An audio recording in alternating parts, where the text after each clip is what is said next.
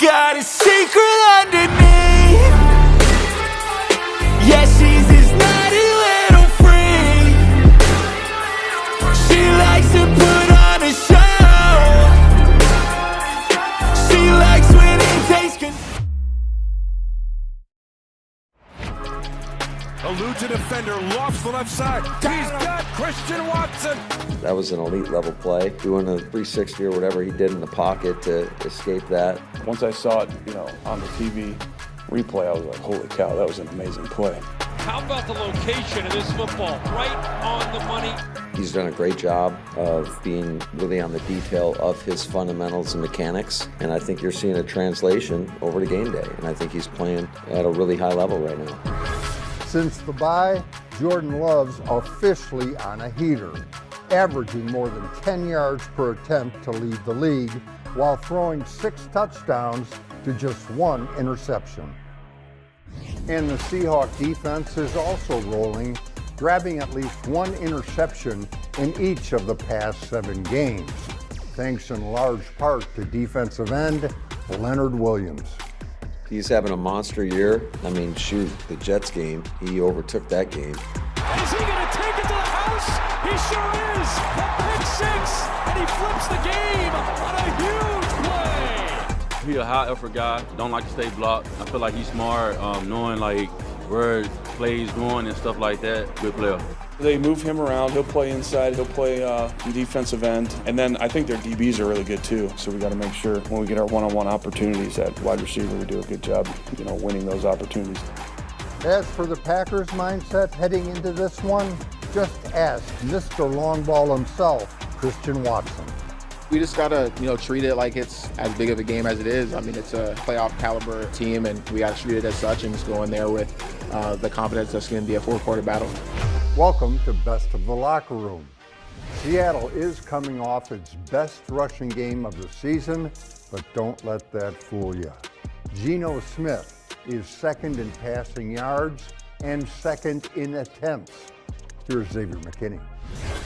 They've thrown the ball a ton this year, and it's going to be a challenge. We got to be on our P's and Q's. They got really good receivers, guys that can make plays really whenever they touch the ball. And what's crazy is DK, I don't even think is their leading receiver. I think it's Njigba. So that should tell you a lot about, the guys that they have on their team and the receivers that they have. But, we'll be ready and prepared for the challenge. If I was a betting man, I'd bet a lot that Jayden Reed gets targeted more than one time, which was the case in Detroit.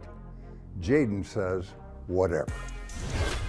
The sun gonna shine in a different place every day, so it's never just about me. So I open up for other players. If I don't get the ball, somebody else balling. So I never feel the type of way about that. Obviously you want the ball, but this is an ultimate team sport at the end of the day. So whatever is gonna help the team win, that's what I'm willing to do. Jordan Love to Christian Watson for 59 yards. Certainly not the only spectacular throw of Jordan's young career. So where does that one rank? It's up there for me, I would say. It was a pretty cool play, definitely. Everybody, Matt, Tom, it's one of those things, a good play, on to the next, you know what I mean? So, like you said, it's part of that process, never being too high, never being too low, but it was a cool play. I got a buddy who works for the Lions, and he tells me Dan Campbell has the utmost respect for Kenny Clark. Utmost. Here's why.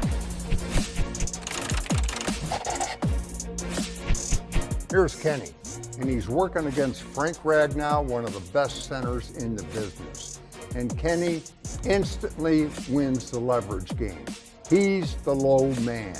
And then he uses his hand to ward off Ragnow, and he's on to Jahmyr Gibbs and stops him for no gain. Gibbs came in averaging 6 yards a carry. Against Kenny and the Packers, he averaged 2.9. To the goal line, where the men are men. And once again, it's Kenny and Ragnow. And once again, Kenny is the low man and he wins. He's under Ragnow, over Kevin Zeitler. and in on David Montgomery, the Lions' bloody-your-nose runner, and he's dropping him for a loss of 1. As a team, the Lions came in averaging almost 5 yards a carry. Against the Packers, 3-3. This is one of the 8,000 screens the Lions ran at the Packers, and it's going to Jameson Williams, one of their fast guys. Now look at the screen and find Kenny Clark. You won't because he's not in it yet. Kenny arrives on the scene right now. There is Kenny, and he's got a long way to go to get to a fast guy. But watch Kenny. He gets there in a big-time hurry, and when he arrives in a bad mood. He literally lowers the boom on Williams. That is called relentless pursuit, and Kenny plays with it relentlessly. One more thing to show you, and that's Kenny taking on the double team. Look how low he stays. They are not budging him 1 inch. But as he's working, Kenny does go down to a knee, and now he's got Penei Sewell, another best in the business type player, draped all over him. But watch Kenny. He's strong enough to get off that knee, and then he follows that with a left arm grip to disengage from Sewell, and he is in on the tackle, probably first to get a hat on the ball. Now, Kenny was not credited with a tackle or an assist on this play. He was just the guy at the bottom of the pile. Sometimes the stat sheet doesn't appreciate interior defensive linemen, but head coaches always do. Yeah, I think Kenny's playing some really good football right now, and that's going to be pivotal for us moving forward. I mean, you need your best players to play their best in order for you to have the best chance of winning games, and I think that's what we're seeing from him. Welcome back. This one-on-one is brought to you by Brewpub. Lots of matzo pizza. Now it becomes for Green Bay 3rd down and 10. Love in the shotgun with a setback to his right. Against the Lions, you catch your team-leading 7th touchdown pass. Would you please rank it in terms of difficulty? It looked pretty difficult. Yeah. 3rd down and 10. Here's the snap. Blitz on. Love fires, ends out. Tucker grab. Touchdown, Green Bay Packers. Oh, a tracer. It just felt right. I don't know. Difficult catch. But yeah, top 2 for sure. How could you even see the ball? Did it just flash? I mean, I couldn't see Jordan. I just saw the ball pop out in between A and B gap and see ball get ball. Now, I have never had the privilege of spiking the ball. Is that kind of fun? Is that cool? There's an art to it, for sure. You gotta tilt the hand just slightly when you're throwing the ball to the ground so it pops directly up, and if it doesn't go out the camera frame, it's not a good spike. So try to work on that when I can. Tucker Craft. Wow. I want to talk to you about another play. You get smacked. Down the left sidelines 10. He's hit and hammered down by Terrion Arnold, but jumps right back up. He did a butt sprint. I was on the air and I couldn't come up with the proper name for the maneuver. What is it? I believe it's called a kip up. Yeah. The only thing I had in my head was just get up. I got up before the guy that hit me did, and I think it's just a statement. Yards after catch, you're number 1 among all tight ends. The fun's just beginning when you get your hands on the ball. Tucker Craft 40, breaks a tackle 35. He's a threat with the ball in his hands. Every time I catch the ball, I'm not gonna let the first guy tackle me. That's a chance to bring confidence and juice to the offense. You know, everybody wants their shot at the ball, but when you get the rock in your hands, making the first guy miss and then trucking the next guy, it's one of my most important qualities, I think. Correct me if I'm wrong. This past summer, you stood in front of your locker and said, I want to be the best zone blocking tight end in the business. Not that you're not achieving your goal, but you got to adjust your goals because you become so much more.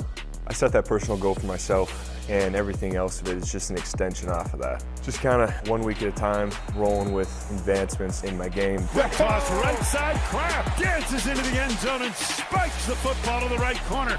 But it all comes off of my original goal, being one of the best blocking tight ends in the NFL.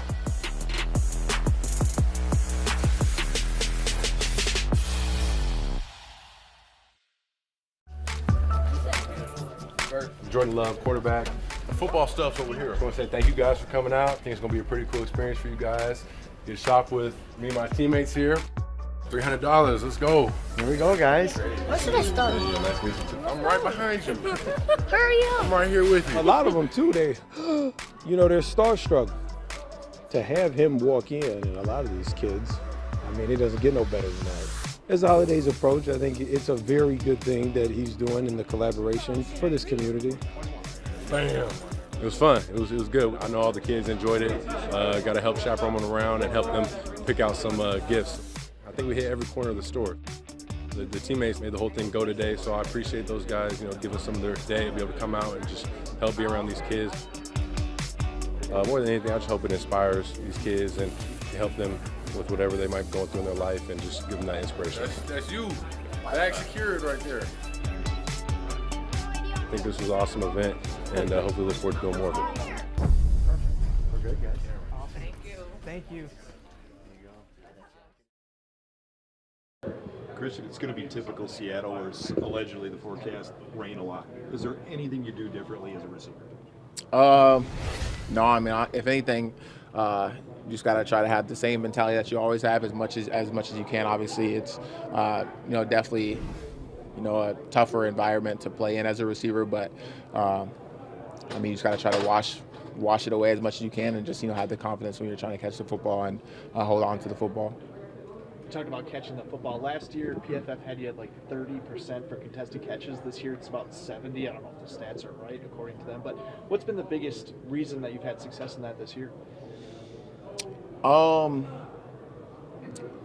mean, 10 putting the ball in good spots for me to get it. I mean, honestly, it's really just a testament to us getting better feel for each other on the football field, and just getting a little bit more of a rhythm. I'm sure you could ask him, and just for myself, I think that we can even do more with it so far. Especially with the deep balls downfield. Most of the time they're going to be contested. Now you don't get a lot of free shots down the field. But I mean, I feel like it's just a confidence thing. Just playing a little bit more confident this year. Being able to stay healthy more this year. So I feel like just confidence thing. Seattle has a reputation as a tough place to play. As a visiting player, do you even notice what's going on around you, or how does that work? I mean, you definitely do. You just got to lock into the huddle a little bit more. It's harder to get calls and locking on the snap count. But I mean, aside from that, once the ball snapped for me, kind of don't hear anything. But I mean, it's definitely going to be. I mean, for me, it's really just more exciting. When the crowd's more involved and they're louder. It definitely brings an excitement to the game for sure. Christian, what's the danger of going up against a team like Seattle that's on this hot streak, 4 games in a row they won? I mean, we just gotta treat it like it's as big of a game as it is. I mean, it's a playoff caliber team, and we got to treat it as such and just go in there with the confidence that's going to be a 4-quarter battle. What stuck out to you when you guys watched film on them? I mean, they just got guys that compete. I mean, they've got young guys on there that running to the ball from the backside of plays, and they've got vets that are doing the same. So I mean, they just got a confident group that plays well in their scheme. Just got to take what they give us and make plays when they're there. When you face these tough road environments, and you look at the standings, the division's still mathematically possible, but it could be a road path to January. Facing some hostile environments now, does that set the stage and give you some experience that might help you down the stretch? I feel like it helps. I mean, I feel like at the end of the day, it's just ball, but I mean, I definitely think it helps to get some experience playing in places like this that are super loud, super crazy. I definitely think it helps in the long run. You a big coffee guy? I haven't always been. I like coffee, but it usually makes my stomach turn. So I try to stay away from it. But I do like coffee. You're gonna get some Seattle's best while you're there? Is that a thing? Oh, I didn't know that. Seattle's known for their coffee. I might. We'll see. I don't know if I can put my stomach through that before a game, but we'll see. What would it mean for this offense to get Musgrave back on the field? I mean, the more we have, the more options, the better we're going to be. So excited for him to get back out there whenever he does. Really good. Been watching practice, and that's always the hardest part. So it's good just to put the pads back on and a helmet and get back out there and join the guys again. Well, you got hurt against Minnesota, right? And then you suited up the next week. Assuming you must not have had any idea that it was going to be this serious. Right? Hadn't I? Yeah, not that it was this serious. I definitely knew that I heard it, but we kind of talked about it. And suiting up versus the Rams was probably more of like a reserve role. And then kind of that week of practice, we reevaluated and looked like it was maybe a little bit worse. So did you have the option to just rehab or surgery, and why did you go the surgery route? That was recommended. We didn't know that it probably needed surgery until after the Rams week. Okay. And when did you have the surgery? Whatever the game after the Rams was. Okay. That week. Cardinals game. How's your body feeling now? Feeling good. Still getting back into it. Still working into the ankle. But body feels good. Been in the weight room a lot, so it's been really good. How hard is it to be a spectator? That's obviously the worst part of football. Like, unfortunately, I said last year, obviously injuries are part of the game, but again, it's the worst part of football. So tough, good to be back out. Luke, how much were you able to do out there today? Like drills, just like what were some of the stuff you were able to actually do today? Yeah, individual was the main focus, and we're just going to ease back into it. But I feel good. Still getting the cutting back, but overall it feels good. Realizing it's some of this out of your hands, but do you have kind of a timeline in mind of that you'd like to get back out there? I think as soon as practical. So I don't know if there's a timeline, but as soon as possible that they'll let me go, I'll go. What does that mean, though, to be potentially in the cards here to help with this team in this kind of push at the end of the year? Yeah, I think it's that I can go out there and contribute in a positive way to the team, whether it's a limited role or wherever they see me. But so whenever that time comes, that's when I'll be back. Just from afar, what have you seen from the tight end room with Tucker? It's been awesome. Been awesome to watch. Fun to watch this team. Obviously, you guys know, really, really powerful team. So excited to see what we're going to do and be a part of it. What do you hope to contribute as you continue to come back? Whatever they want me to. Whatever they see fit. That's the coach's job. So whatever they see me doing, I'm willing to do.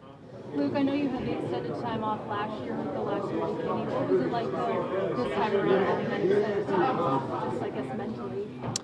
Tough. Again, worst part of the game. So always the worst, but it's part of the game. Injuries are part of the game. So worst part, but you got to deal with it. How do you stay involved? Going to meetings, watching film, but just being around the building. They keep you pretty involved. I'm doing rehab a lot, so that's that was my main focus, is getting the ankle better. Do you feel like you had a little bit of bad luck here starting your career? Yeah, whatever you want to call it, but it's part of the game, so it's got to deal with it. Is there anything you do to try to handle that, to make sure you don't get in, like dark places mentally or anything? Like, how do you kind of stay up through all of this? We got a really good training room. They keep it pretty light. They're fun to joke around with, so they do a great job. I can't say enough about those guys, just kind of keeping it light and keeping it fun, going in there, getting our work done, but also being able to have a light conversation with them. What was the toughest moment for you during all of this? I think the toughest moment was always going back to practice. Those first few weeks after surgery, you're kind of just in the rehab room. But once you go back out to practice and watch practice, that's always tough because you really see what you're missing out on. Luke, you talk about the worst moments. What's the best moment? Like, are you like a kid at Christmas and you're like, I got to dial it back a little bit because you're so excited? Or? I think the best moments are kind of when you are able to, your body's able to do what you know it can do. So I think hitting a top speed, you got to find little goals. So for me, it was hitting 20 miles an hour. That was a big goal for me. So just kind of those little goals that getting your body back. You're hitting. Yeah, say again. And you're hitting them? And I'm hitting them. Yeah. Yep, exactly. Saw you reintroducing yourself to Josh Jacobs. What's it like to be back out there with just the team as a whole? Just fun. They're a fun group of guys to be around. So it's good to be back out there, and obviously you're a part of it when you're not, but not playing. But it feels good to really be a part of it out there with them. When did you get back to 20? Last week, I think. I think. Is Yeah. that your typical top speed is in that range, or? No, that's just a goal. I think I've hit like 22, but that's a goal. That's a goal. Yeah. What's the next goal? Let's get back out there. What's your weather report on the weather here, the weather forecast for Seattle? How does all that affect a guy like you or the football team? Yeah, I mean, it was cold out here today. I think in the forecast it's supposed to rain supposedly in Seattle, so we'll see. We'll see. Can't really prepare for the rain. You just got to adapt when you get there. So, we'll be ready whatever the weather is. It's supposed to be cold here tomorrow too. It is going to be cold. Yeah. Maybe you can at least stay inside. How productive? How important is it to be productive in practice, at least with the conditions you can control, weather-wise? Yeah, no, I mean, we were outside today. It was a cold day, and I think we got out there and got better today. But it's one of those things. We practice outside most of the time during the season, so we do get used to it for these home games and definitely the road games when it's cold. But I don't think it'll be as cold in Seattle as it is here. So I think we'll be ready.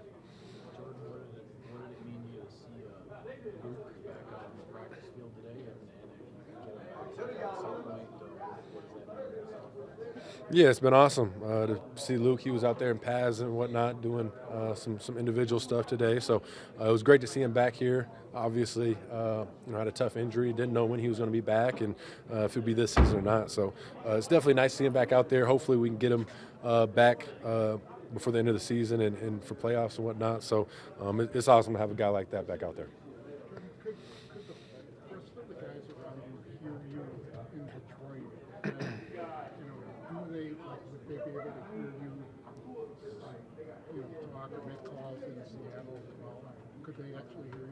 Yeah, no, guys can hear in the huddle. Obviously, it's one of those environments where it's very loud. So guys got to do a great job. I got to do a great job being able to yell everything out and just make sure everybody gets on the same page. But guys can hear.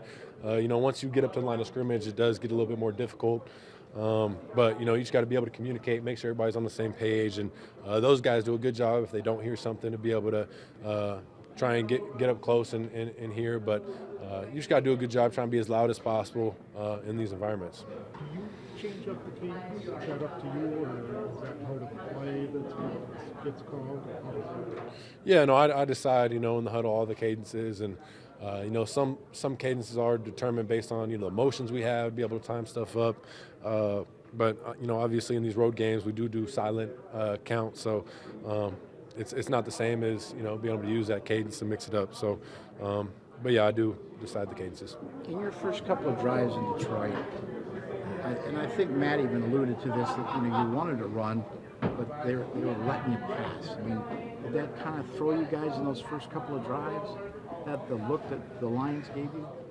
No, I don't think it threw us for a loop or anything, but I think part of their plan was to load the box, try and stop the run, and make us pass. But I think we were hurting ourselves early, put ourselves in some bad situations, and obviously third downs we weren't good enough, weren't able to convert, and it all kind of just played a part in our slow start. So it's an area that we got to be better. Obviously, third down's been an area all season that we've had to clean up and be better.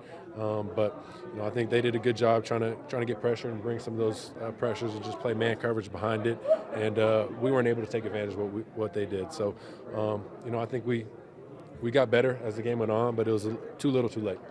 Jordan, this Seattle team, it seems like they've kind of gotten hot. They've got a couple of big wins over some last weeks, and it seems like interceptions for their defense were a big part of them getting those wins. What stands out to you when you look at Seattle's defense? Yeah, no, looking at tape, they're definitely a really good defense. I think it starts up front with their D-line. They have a good D-line. So obviously, Williams is a really good rusher, and in the run game, they got some good guys. So, they're solid defense all around. They're very sound. And I think the big thing with these guys is you got to stay out of the negative plays, going backwards, pre-snap penalties, turnovers, all those things is where they thrive. And obviously, I think third down, they're pretty good as well. So we got to be able to just stay on track, have positive plays, and convert third downs. But they're a solid defense. What's kind of the mindset right now, Jordan? You got a month left of football, obviously, but you're kind of well positioned. If you win a game or two here, you kind of know what your destiny might be now, playoff-wise. Mindset-wise, Do you lay it all out there? Do you hold something back? Well, as a team, what do you feel about this last stretch? Yeah, we're not holding anything back. You know, we're keeping the same approach we've done all season, is taking it 1 week at a time. But with that being said, you know, we're kind of in the same boat as last year. You know, we're saying we got to win out. You know, our goal is to win every game to finish the stretch, and obviously, like you said, secure a playoff spot. But yeah, we're going to take it one week at a time, and obviously, all of our focus is to go get a win in Seattle this week. Jordan, we talked the last couple of weeks about you being yourself again physically, but you know, Ja's out there practicing now, Rome's coming back. You guys look like you're in, knock on wood, a really good spot health-wise, when a lot of times that's not the case late in the season. What would that do for you guys to really just have everybody kind of for the stretch run into the postseason? Yeah, definitely. I mean, the name of the game is trying to stay as healthy as possible, especially like you said, you know, late into the season. There's definitely, you know, injuries that stack up and guys being out. So to have everybody, you know, relatively healthy and to be able to have, you know, our top guys out there will be huge for us. So to be able to get guys like Rome and Ja back will be a huge key for us, and to try and be able to keep guys healthy throughout the rest of the season will be something that we'll look forward to. You guys, go ahead. Go ahead. I know there's such a focus on not turning it over, not forcing the ball into situations, but when you're throwing it like you did Thursday, where you're hitting it in those tight windows like the top of Christian, is there, you know, when you go back and look at it at the film, are there instances where you're like, oh, maybe I could have taken that chance, or maybe I don't need to be as careful as I was doing it, or, especially the way you Yeah, no, there's always plays that you go back after the game and look at on film, and you look at it on film, you think, all right, maybe I could have fit a ball in there. You know, maybe the coverage wasn't as tight as you think it was, but you know, things happen so fast in the during the game that you know, you just try and move on, and obviously there's things you learn from on film. But like you said, you know, the throw to Tucker, there's going to be those tight window throws you got to make happen, and receivers got to do a good job of making those plays, you know, making those contested catches, which Tuck did on that one. But yeah, there's always a handful of plays you go back on film after the game and say, man, maybe I could have thrown this play, or maybe I shouldn't have thrown this play. So there's always that. But that's the fun part of just learning, growing, and you know, trying to be better for the next week. Are you starting to feel like you can put the ball exactly where you want it? I mean, even more so than, of course, when you're Yeah, no, I always feel like, you know, I can put the ball where I want to, and that's part of it too. You know, having that confidence to be able to throw those passes. But there's always, like I said, a handful of plays too that might not come off or be in the exact spot that you wanted it to, or throw might be a little bit off. So that's where you just got to try and be at your best every play, be as consistent and as accurate as possible. Jay, I think about, you know, like the throw to Christian, linebacker coming in the A gap, you have to step up, adjust yourself, and then make that throw. Are those things that you like practice, or is it just in the midst of the game? Like, how do you kind of prepare to have those type of situations? Yeah, no, those are the plays that, you know, in the offseason. You know, I practice with my quarterback coach, Steve Calhoun.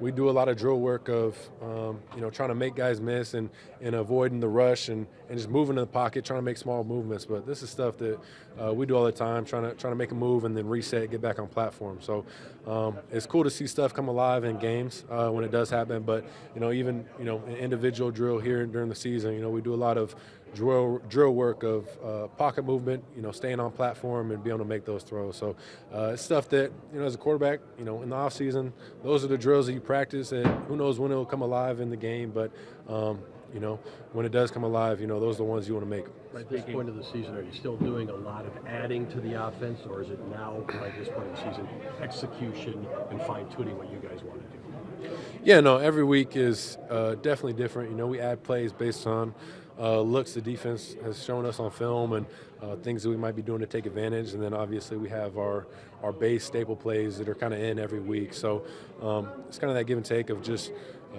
like you said, staying dialed in with the fundamentals on some of the base plays, and then trying to get as many reps as possible on some of the new plays that we have.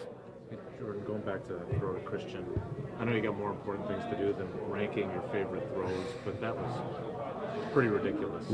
Where does that one kind of rank, and were there like audible oohs and ahs on Monday when you guys got back and watched the film of that and saw it?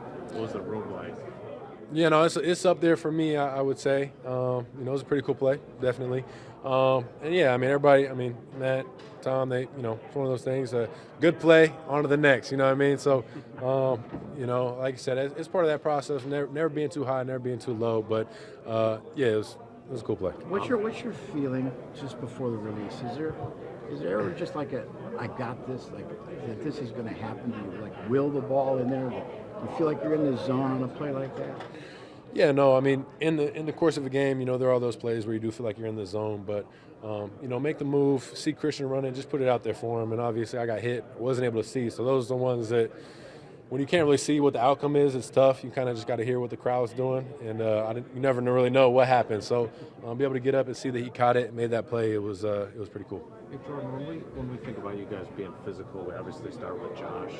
But what does the way Tucker has played do for you guys in terms of the message you send to defenses with physicality, running guys over, maybe even the kip up that he does at the end of being taken down, do for you guys? Yeah, I mean, I think when you talk about the physicality, I think it all starts up front with the O-line, and they really set the tone for that.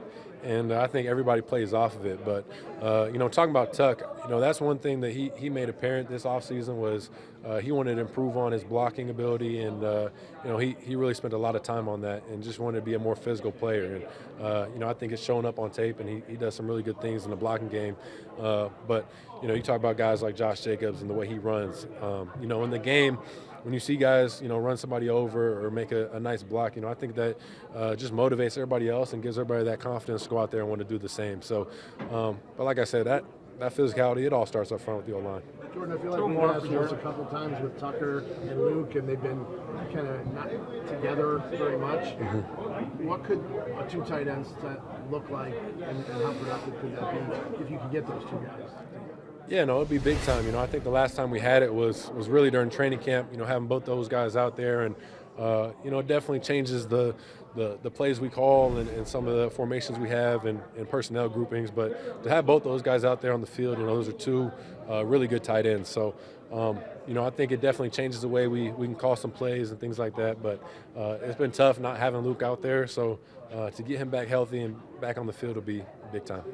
You guys don't play in Seattle very often. Fail Mary was pretty famous playing Packer lore. Have you heard stories about it from Aaron? Were you watching it? Do you remember that at all? Yeah, I was watching the game. I remember seeing it. I think I actually posted some, like when I was young, on my Instagram. I deleted it now, but yeah, I remember that game for sure. I jumped in late, but what have you seen from Seattle this year? Yeah, no, they're, like I said, just watching tape. You know, they're a really good defense. You know, I've watched some of their games to be able to see their offense. You know, they got a high-powered offense as well, but their defense is definitely, I think, it's one of the top in the league. And just watching the past couple of games on film, you know, their D-line is really good up front. They got some good guys, and I think in the back end they got some solid DBs who do a good job.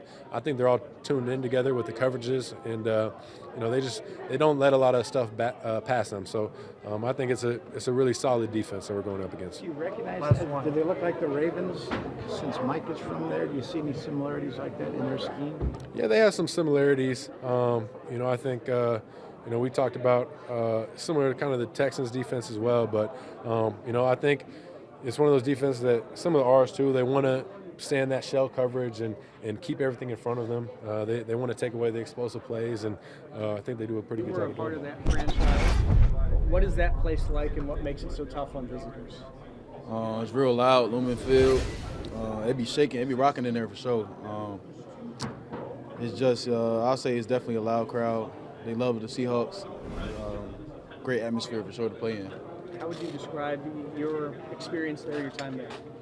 I take that experience as a great experience. I got to learn from a lot of the players there, like DK, Tyler. I got a lot of friends there still. Still talk to them to this day, so it's gonna be great to see them. Trash talk this week, revenge week. What's the sentiment? I don't be trash talking. I don't get into not that. With your brother, not with anyone. Yeah, I ain't doing my brother. I ain't gonna do it. If I don't do it with my brother, I definitely ain't gonna do it with nobody else. But definitely gonna have some fun on the field though, for sure. I said that. You mentioned it's going to be another loud environment too, as it was in Detroit too. So how do you guys, as an offense, deal with like snap counts and trying to hear Jordan and all that? Just dialing in on what we're doing. You know, loud environments. You know, he's got to be technically sound, especially like Lumen is gonna be, you know, rocking in there. So Just go in there with the right mindset. Just keep preparing like we are. Was it difficult in Detroit? Was that an issue at all? Or? No, I don't think it was difficult. No. A lot of guys say they don't pay attention to the outside noise. However, do you realize that this could be a preview to what you see in the playoffs, given the way the standings are? Like you may have to go back out there again. I actually didn't look ahead like that, but knowing that, that would be fun too. Yeah, try to stay in the moment for sure. Yeah, we're just staying in the moment right now, but that would be cool for sure. So their new head coach was for the Ravens, Mike. And I was talking to Jordan about this. He said, defense kind of reminds him of some of the stuff you guys faced the week against the Texans. Does that sound familiar to you as you watch more of this film? Yeah, it's good defense. We know a lot of coverages they run. We did go against it previously a little bit, so I feel like we got a good grasp of what they're doing. They got playmakers on the field as well. So just studying the film, just keep critiquing what we're doing, try to make plays for sure. Do they actually have a defensive back named Kobe Bryant over there? Oh yeah, Kobe. Yeah, that's my guy. Yeah, he played safety there now. When I was there, he played corner. So yeah, they got Kobe out there, Reek. A lot of good guys out there. If it is raining cats and dogs, is that Lions game here at Lambeau, is that something that you can lean on? I know it's a month in the rearview mirror, but is that experience something that helps at all? Oh yeah, we'll be good. Yeah, the rain not going to define us. We play great rain games as well, so I feel like we're going to be good. We'll be fine. When you look at Seattle, is that the loudest place you've ever been? Oh, yeah. I think the loudest place I've been was Lambeau. Yeah, here. But I'll say Seattle loud, man. Like, that stadium rocking.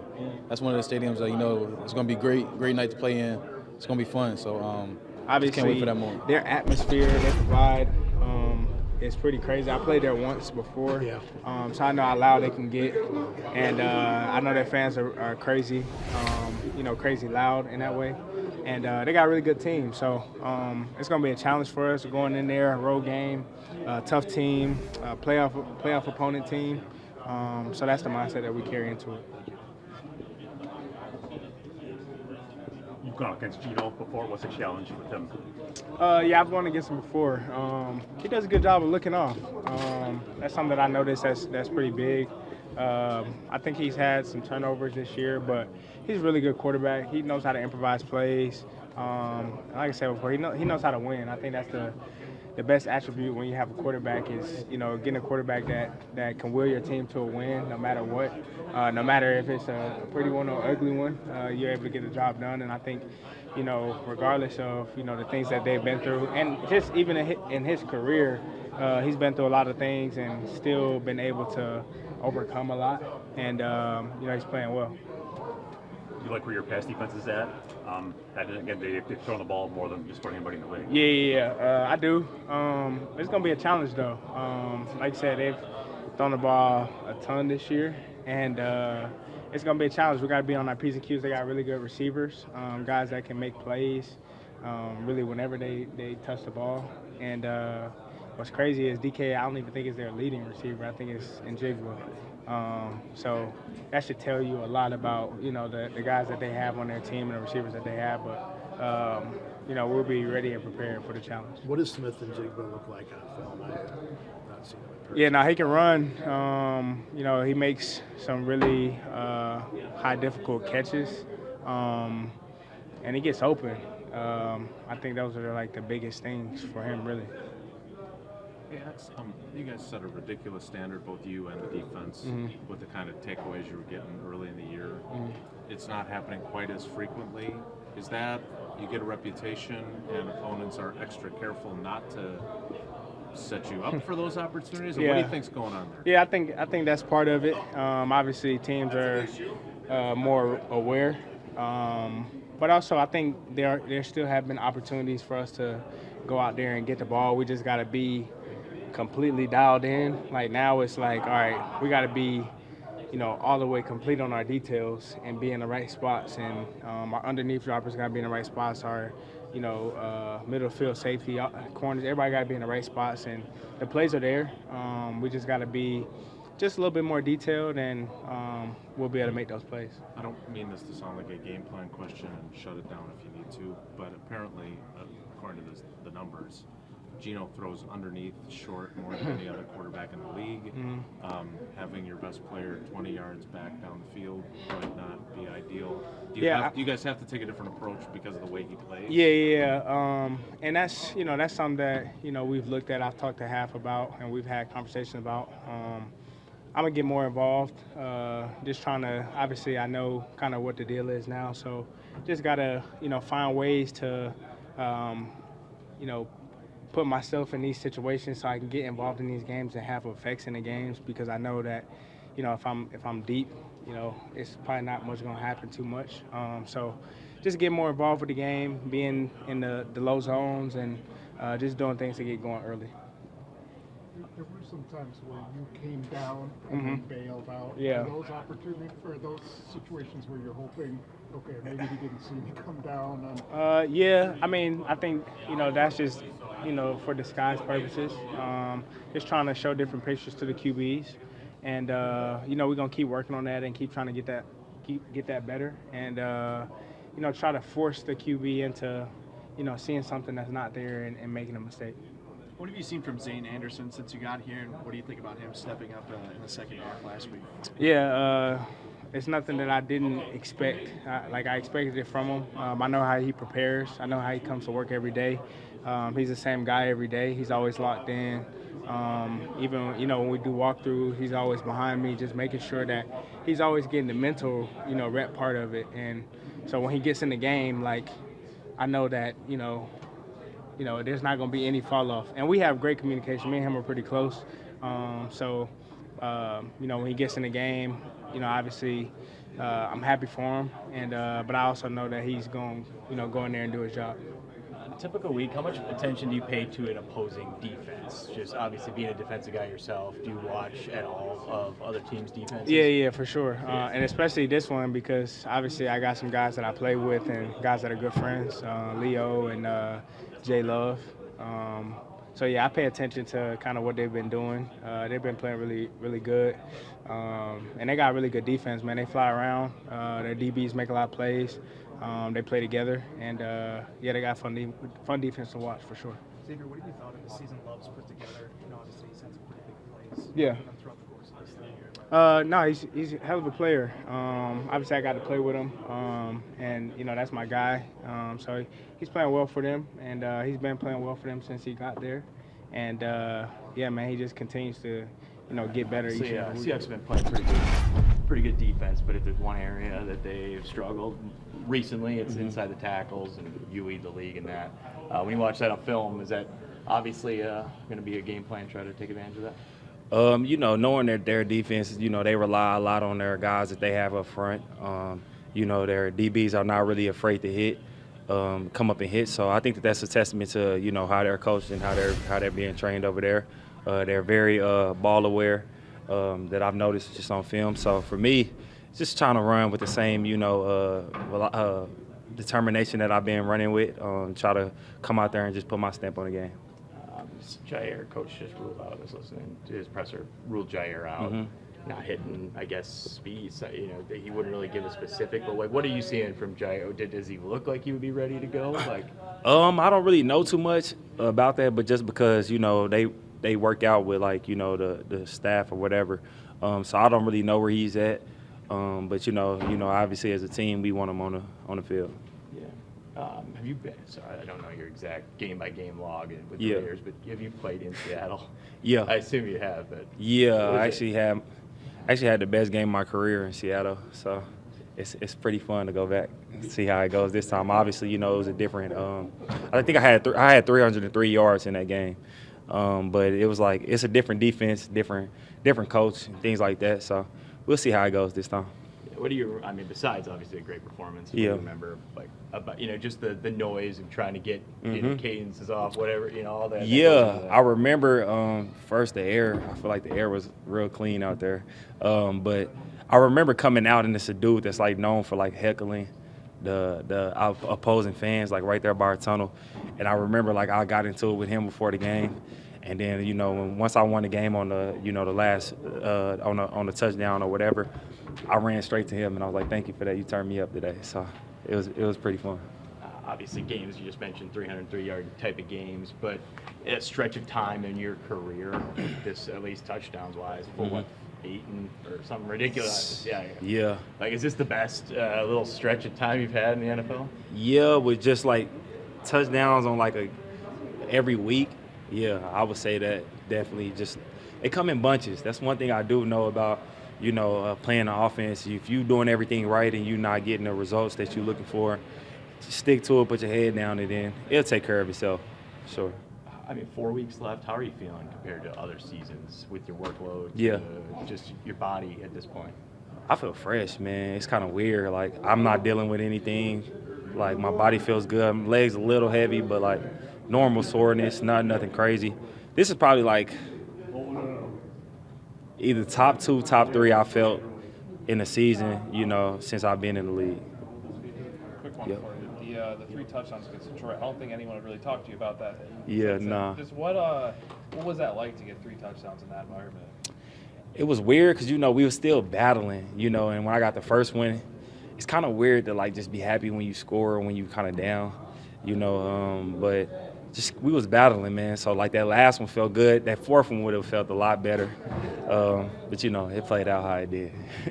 You also got up over 1,000 yards for the 4th time in your career in Detroit. Yeah. What did that milestone mean?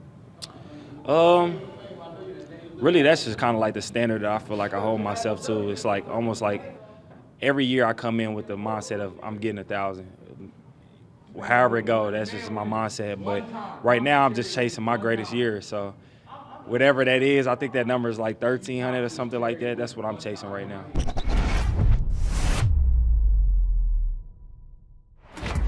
Hand off to Jacobs, up the middle. He fights his way to the goal line. Touchdown! Touchdown, Josh Jacobs!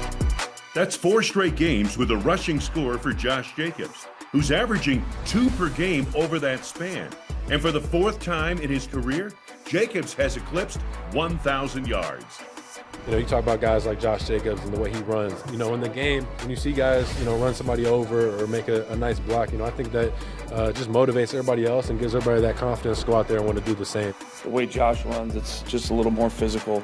Josh Jacobs in beast mode. He's playing really well, and I think the team's rallying around him and his play style, and we're playing very physically right now. He literally drug them into the end zone. Meanwhile, the hot hand for Seattle, sophomore running back Zach Charbonnet, who's coming off his own multi-score game. The former second-rounder has a nose for the end zone and can take it the distance, ripping off a career-long 51-yarder. Turning on the Jets, Charbonnet takes it to the house. Touchdown, Seahawks. It's the ground matchup that could prove pivotal on Sunday night inside one of the most notoriously loud stadiums in the NFL. It's a great environment for football. Their fans do a great job, and they've got a reason to cheer. I mean, their team's doing a great job. I mean, it's a playoff caliber team, and we got to treat it as such and just go in there with the confidence that's going to be a 4-quarter battle. We're kind of in the same boat as last year. You know, we were saying we got to win out. You know, our goal is to win every game, to finish the stretch and secure a playoff spot. But yeah, we're going to take it 1 week at a time, and obviously all of our focus is to go get a win in Seattle this week. Hey everybody, it's 3 guys with 3 things, and Mike, you're up. Well, Larry, I don't have to tell you guys standing up here with me that the Green Bay Packers have some bad memories in Seattle. There are numerous, and I am not going to rehash them all here. What I am going to say is this is the first time the Matt LaFleur Green Bay Packers will be playing in Seattle. It is time for this franchise to make some new and better memories in that place. Wes? Excited to see what happens in the run game on Sunday, Larry. When you look at the Seattle Seahawks, statistically not a great rushing offense, but they seem to have found something last week with Zach Charbonnet and being able to kind of run the ball behind him, some explosive plays, 150 rushing yards, I think almost 200 total yards in that game. Regardless of what happens with Kenneth Walker III, it's going to be interesting to see exactly what he could provide. But conversely, the Packers' run defense is playing really well right now. 3.0 yards per carry the last 3 games. And being able to contain teams down the stretch here as the temperature gets colder, potentially some rain in the forecast, very valuable. I think the Packers' defensive front ready for this test. Guys, Seattle is a beautiful city, right on the water, mountains in the distance. But I have to be honest, I hate Seattle. To Mike's point, and that hatred stems from the NFC Championship game after the 2014 season. There is 3:52 left in the game. The Packers lead 19-7. I'm doing the game on the radio. I look down at the Seattle bench, and it's a beaten football team. Everybody hanging their heads, no energy whatsoever. Well, Seattle gets the ball. 3:52 left, and 12 plays, and a recovered onside kick later. It was the Brandon Bostic game. In a recovered onside kick later, Seattle leads it 22-19. Still a buck and some left in the game. Packers get the football, go down the field. Mason Crosby kicks a 48-yarder. We're even at 22 and heading to overtime. And I'm thinking, okay, we weathered the storm. We got the momentum back. We're okay. Well, Seattle wins the toss for overtime. Russell Wilson on the first drive throws a long pass. Game over. You go and cover that locker room. You talk about grown men crying. I'm talking players and coaches. And that's why I hate Seattle. And that's 3 guys with 3 things. See you next time.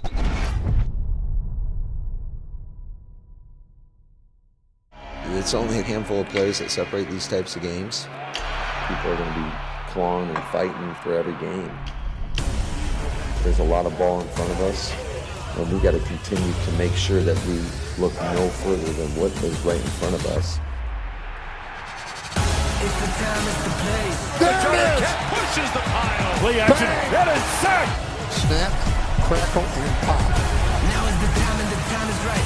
Now is the time and we here to fight. I came here to ride or to die, to be right on the top of this mountain until the high. The teams that get better throughout the year are playing football late in January. You got it. It's the time, it's the place.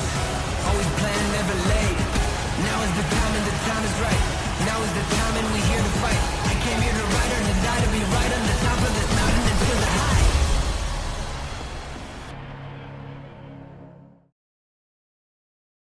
Want to do is make the whole crowd bounce, y'all. Bounce, y'all. Bounce, y'all. Bounce, y'all. Bounce, y'all.